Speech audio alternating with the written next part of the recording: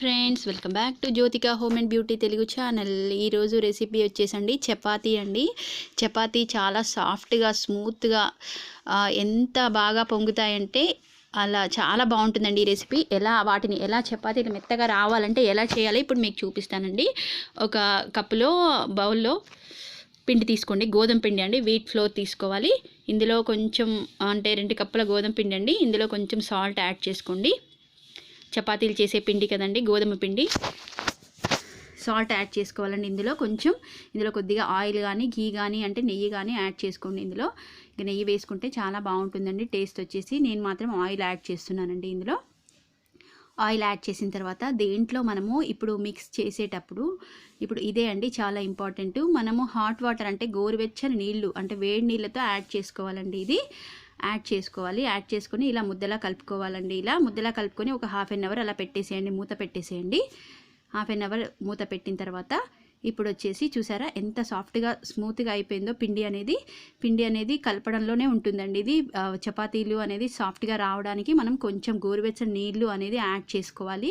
Add చేసుకుంటే కనుక చపాతీలు అనేది చాలా స్మూత్గా మెత్తగా అండి చాలా బాగా వస్తాయి, పొంగుతాయి చపాతీలు అనేది. చూసారా ఇప్పుడు బాల్స్ లాగా చేసుకోవాలండి. వీటిని రౌండ్గా మనము అంటే చపాతీ కర్రతో ఎలా చేసుకుంటామో మామూలుగా చపాతీలు ఇలా చేసుకున్న తర్వాత వీటిని చపాతీ కర్రతోటి ఇలా చేసుకోవాలన్నమాట. చపాతీలు ఎలా అయితే చేసుకుంటామో మనము కర్రతోటి అలా ఒత్తుకోవాలన్నమాట. పిండి అనేది ఇలా చేసుకున్న తర్వాత దీంట్లో మనము కొంచెం అనేది ఇలా రౌండ్గా అంటే కావాలంటే రౌండ్గా చేసుకోవచ్చు. లేదంటే మనం ఇందులో ఈ చపాతీ మనం రోల్ చేసేటప్పుడు అంటే చపాతీ అనేది మనము కర్రతో చేసేటప్పుడు ఇందులో కొంచెం ఆయిల్ అనేది మనము స్ప్రెడ్ చేయాలండి. దీనికి ఈ చపాతీకి అనేది ఆయిల్ అనేది స్ప్రెడ్ చేయాలి. దీంట్లో స్ప్రెడ్ చేసి దీన్ని ఫోల్డ్ చేసుకోవాలి. ఈ చపాతీ అనేది ఇలా అంటే నేను చూపిస్తున్నాను చూడండి. ఇలా వన్ స్టెప్ ఇలా 3 స్టెప్స్ అనేది మనము ఫోల్డ్ చేసుకోవాలన్నమాట.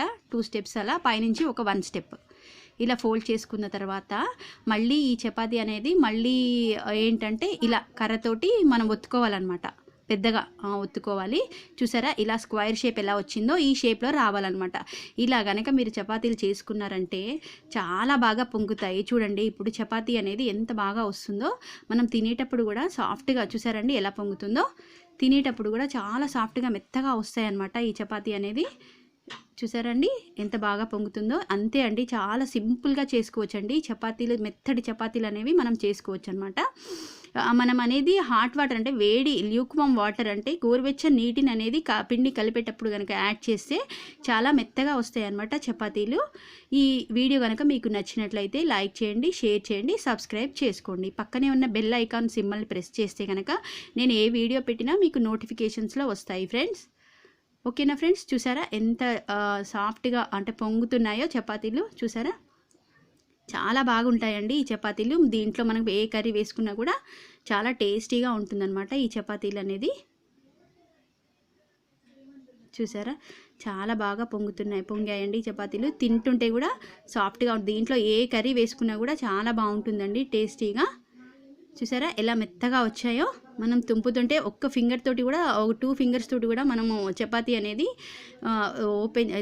తుంపేయొచ్చండి. ఇది చాలా బాగుంటుంది ఇది చపాతీ అనేది. ఓకేనా ఫ్రెండ్స్,